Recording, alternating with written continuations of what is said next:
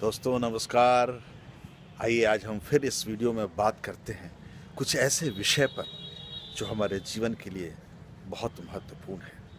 दोस्तों, हम सभी स्कूलों में, कॉलेज में शिक्षा लेने जाते हैं ये सोचकर कि ये स्कूल या कॉलेज हमें ऐसी शिक्षा देंगे कि जब हम इनसे शिक्षा लेकर निकलेंगे, अपनी शिक्षा पूरी करके निकलेंगे और अपने वास्तविक जीवन में जाएंगे, तो जीवन की तमाम चुनौतियों का मुकाबला करने के लिए जिस ज्ञान की आवश्यकता होगी वो स्कूल या कॉलेज या हमारी शिक्षा पद्धति हमें उपलब्ध कराएगी। और इसी सोच के साथ हम अपने जीवन के बड़े ही महत्वपूर्ण 20 से 25 वर्ष इस शिक्षा को देते हैं। बहुत सारे पैसे अपने अभिभावकों के इस शिक्षा को देते हैं।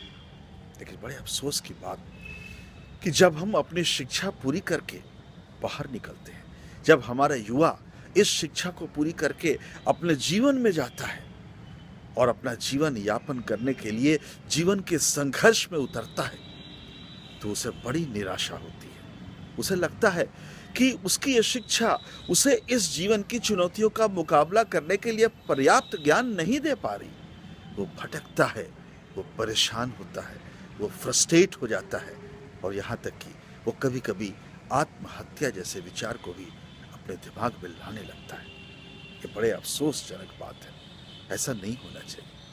तो क्या कारण है? क्या कहीं हमारे शिक्षा पद्धति में कोई कमी तो नहीं है? क्या हमें इसको सुधार करने की आवश्यकता है क्या? जब इस विषय पर बड़ी गहनता से विचार किया गया तो ऐसा पता चला कि पूरे विश्व में जो शिक्षा होनी चाहिए वो 3 तरह की होनी चाहिए।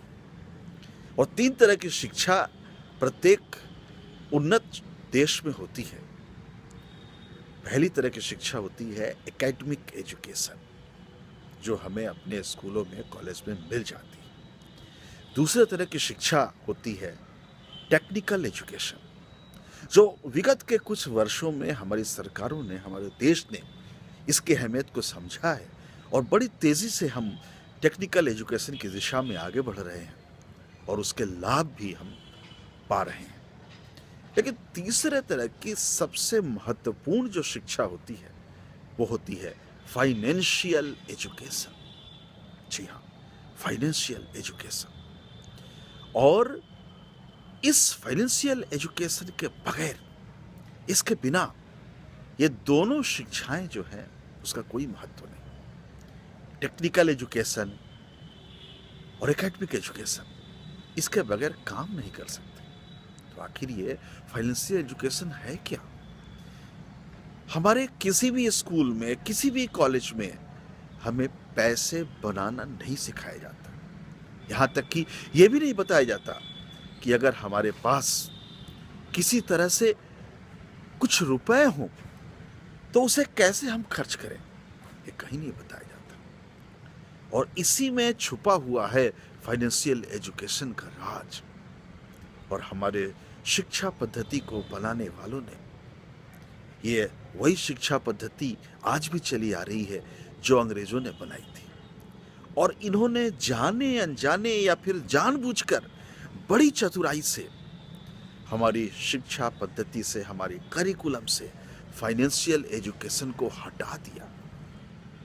ये शायद यही चाहते थे कि हमारा युवा पढ़ लिख करके एक नौकरी की ही तलाश करे, वो आजीवन नौकर ही बना रहे, वो कभी भी मालिक बनने का न सोचे, क्योंकि अगर वो फाइनेंशियल एजुकेशन पा जाएगा तो फिर वो नौकर नहीं बनेगा, वो मालिक बन जाएगा। और पता नहीं क्या यही वजह है क्या कि हमारे करिकुलम से ये फाइनेंशियल एजुकेशन हटा दिया गया।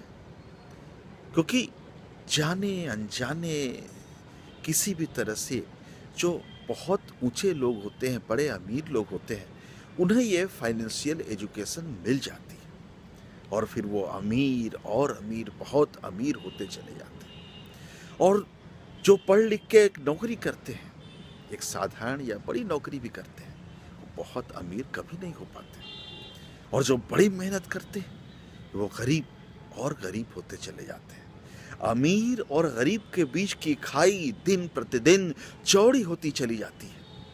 हमारी सरकारें बहुत प्रयास करती हैं कि इस खाई को पाट दें, लेकिन ये खाई दिन प्रतिदिन चौड़ी होती जाती है, क्योंकि अमीर गाहे बगाहे इस फाइनेंशियल एजुकेशन के जरिए ये जान लेते हैं कि पैसे बनाए कैसे जाते हैं और पैसे खर्च कैसे किए जाते हैं, और ये मध्यम वर्ग या फिर गरीब ये जीवन भर कभी नहीं जान पाते।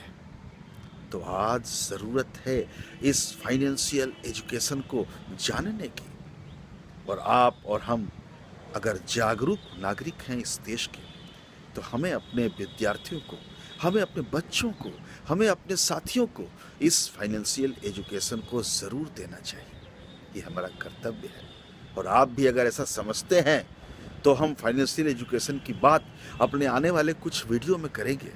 तो आप इन वीडियोस को अपने जानने वालों में, अपने बच्चों में, अपने साथियों में ज़रूर शेयर करेंगे। तो आने वाले कुछ वीडियोस में हम और बातें करेंगे इस फाइनेंशियल एजुकेशन की कि हम इसे कैसे प्राप्त करें।